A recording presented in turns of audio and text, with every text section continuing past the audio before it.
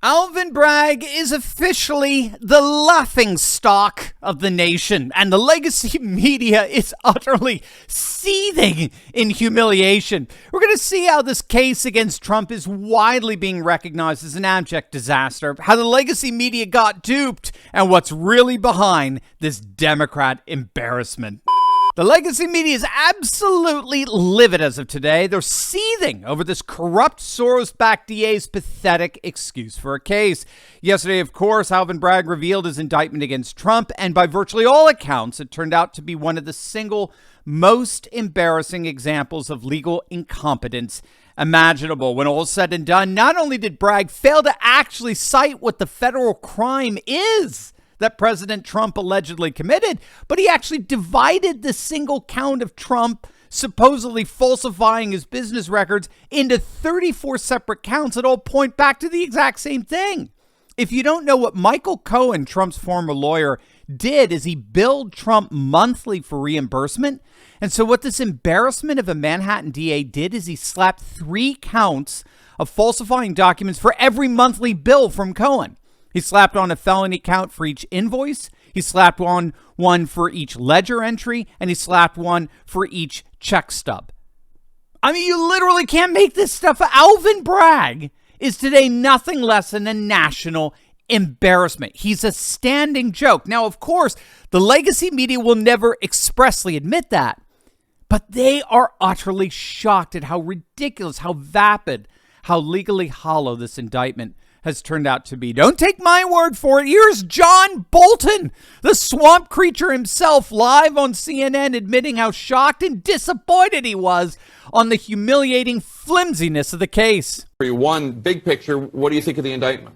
Well, speaking as someone who very strongly does not want Donald Trump to get the Republican presidential nomination, I'm extraordinarily distressed by this document. I think this is even weaker than I feared it would be. And I think it's easily subject to being dismissed or a quick acquittal. Yeah, shut your mouth, you warmonger. Even Justin Amash, the liberal Republican who called for Trump's impeachment, even Amash is aghast at this. He tweeted out, quote, "After reading DA Bragg's indictment of Trump and accompanying statement of facts, I'm stunned any prosecutor would move forward with this. It's even flimsier than we were led to believe. 34 stacked counts bootstrapped to an unstated crime to manufacture felony charges." Yeah, sorry, Justin. I mean, you've been on the wrong side for years now, but these are the freaks that you're hanging out with. Clay Travis tweeted out, "I've read the entire indictment. This case is a total joke. Will get tossed on legal appeal. This is an absolute gift to the Trump campaign. It's as if Alvin Bragg is trying to get Trump elected. Complete embarrassment to New York City and its citizens." Couple of easy points. Number one, the statute of limitations is violated, which may get this case tossed on its face. And number two, the second crime, which is required to raise this misdemeanor to a felony, doesn't apply under these circumstances and isn't even fully explained. This is very sloppy work. Frankly, even left-wing lawyers are going to struggle to defend this. Huge win for Trump to have such incompetent foes. Here's former Assistant U.S. Attorney Andrew McCarthy on what the judge in this case should do with this sham indictment. Neil, if the judge does his job right here, the case should be dismissed, and it actually should be dismissed quickly. I agree with what my friends have said, but I think this is actually worse than what we anticipated, because what we anticipated was that they were trying to bootstrap a misdemeanor, which, by the way, they'd have a good deal of difficulty proving if it was just a misdemeanor. But they need to show that he concealed another crime in supposedly falsifying the business records. And what we've thought up until now is that he was going to use that as an avenue to enforce federal campaign finance law. Now, maybe that's what he's planning to do, but he's got to tell us what he's planning to do, and more importantly, he's got to tell Donald Trump. So I think this indictment, even before you get to the statute of limitations and whether he's got jurisdiction to enforce federal law, I would dismiss it on its face because it fails to state a crime.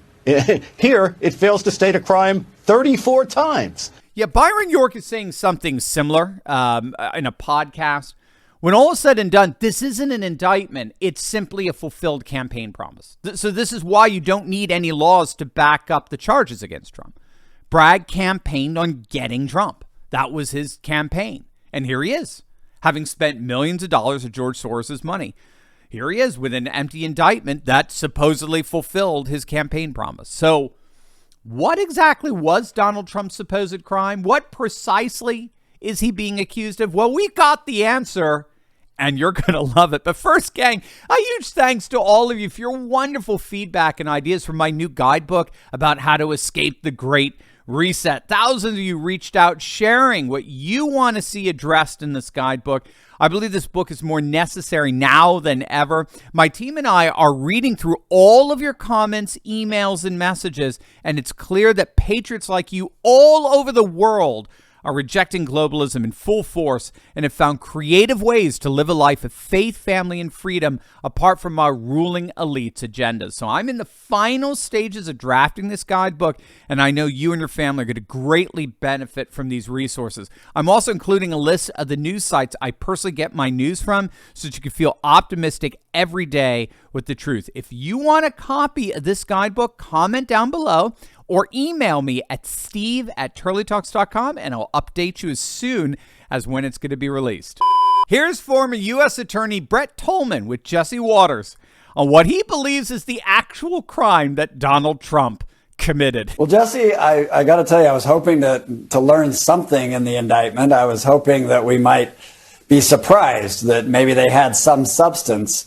But I've never seen an indictment like this. I've brought indictments with multiple counts, and I had to show that there were multiple transactions and occurrences and different frauds in order to add every single count. All this was a different take on the exact same issue and allegation 34 times.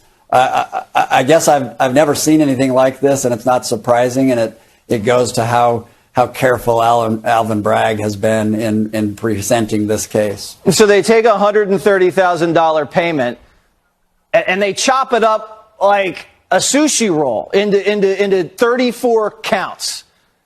And tell me, so they stack it, right? They stack this thing, and you're looking at it and you're thinking 34, and then you start reading, and he doesn't even put what the big crime is. Can you figure out what the big crime is here? Well, I finally did figure it out. It's being Donald Trump. That's it.